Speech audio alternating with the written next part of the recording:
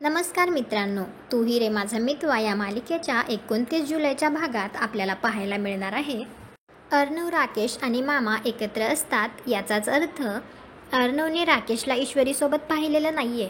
ते ज्यावेळी एकत्र असतात त्यावेळी मामा राकेशला बघून म्हणत असतो.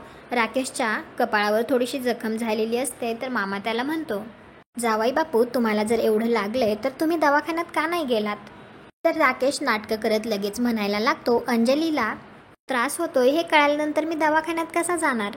मी सगळ्यात आधी तिला बघून येतो, असं म्हणून तो तेथून निघतो. त्यावेळी मामा अर्णवला म्हणतो, जावई बापू खोटं बोलत आहेत कारण त्यांची जखम ताजी आहे. इकडे लावण्या मामीला म्हणत असते, आता बघाच तुम्ही, मी आजीच्या मागे लागून आमच्या लग्नाची तारीख काढायला लावते की नाही ते बघाच.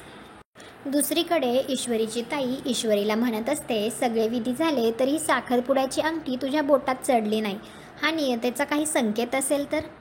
तुम्हाला काय वाटतं, ईश्वरीला हा संकेत समजेल का? कॉमेंट करून नक्की सांगा. व्हिडिओला लाईक करा, आपल्या मराठी मालिका चॅनलला सबस्क्राईब करा. भेटू उद्याच्या भागात.